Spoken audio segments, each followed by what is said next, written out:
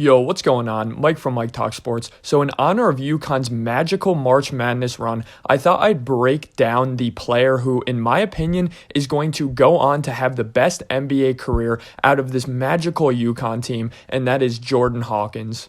So Jordan is a sophomore from Maryland. He was the 48th ranked high school prospect coming out his senior year in 2021. He's a 6'5", 185-pound guard. This season, he averages 29.4 minutes a game, 40% from the field, 38% from three on 7.7 attempts per game, 1.3 assists per game, and 16.2 points per game. And those stats right there really do reflect his game on a surface level. He's primarily a really good three-point shooter. He honestly genuinely reminds me of a young Ray Allen. His catch-and-shoot three ability and his off-ball movement is absolutely incredible. Let me share you guys some really cool statistics about Jordan Hawkins. He has 151 points on off-ball screens this season, which is second in the entire country. He shoots 44% on contested three-point shots this season. Make no mistake about it, Jordan Hawkins is one of the best three-point shooters in the nation this season, and his decisive three-point shooting is really what has spearheaded this UConn team to the championship. Every single UConn game, multiple times a game, head coach Dan Hurly loves running those off-ball screens, those off-ball stagger screens where Jordan Hawkins starts on the right wing, kind of near the corner. He pretends like he's running to the weak side, then he makes a sharp cut back to the right wing for an open three-point shot. Jordan Hawkins is genuinely prime Klay Thompson-esque in terms of his off-ball movement, which is why I'm absolutely enamored with his ability at the next level. I think he's a guy who obviously is a great college basketball player, but to me, he's going to be an even better pro. I always talk about on this channel with my basketball videos, if you're not one of the best two players on the court, you better be a damn great off-ball basketball player. And Jordan Hawkins is a guy who, can he benefit from staying in college at UConn for one more year and working on his on-ball ability a little bit?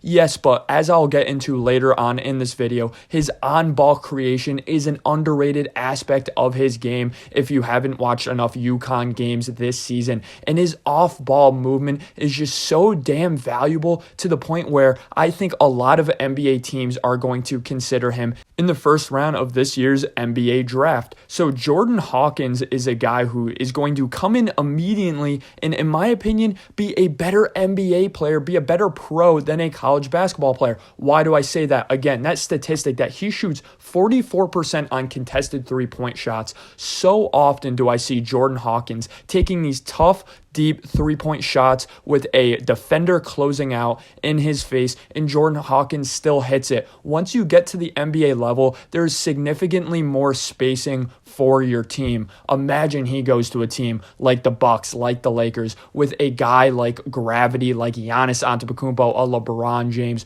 Jordan Hawkins is going to get so many open three-point shots at the next level, and that's why, in my opinion, he's really going to excel at the next level immediately with this great off-ball movement and his high-level three-point shooting. And really, to me, the real reason why he's so good at these contested three-point shots really is that release. He has a very aesthetically pleasing release. He squares his shoulders really well. He talked about working with Ray Allen at the beginning of the season, and it completely shows. Ray Allen never wasted a second, never wasted any energy or mechanics with his jump shots. Very pure form, and that's same with Jordan Hawkins. He has a nice flick of the wrist, quick release that really gets his shot over his defenders. Getting into some of his creation, though, he's really good with the ball in his hands as well. He's a guy who is super efficient with his dribbles. He's a guy who, at most, is going to take 3 or 4 dribbles before he shoots the ball, whether he's deep out into the three-point land and he's going to take 3 big dribbles to a left-hand layup. Something that I do love about Jordan Hawkins, he always baits his defenders to the right, and it looks as though he always favors that left hand when he's driving because his defenders really don't expect him to be such a strong finisher with his off-ball hand.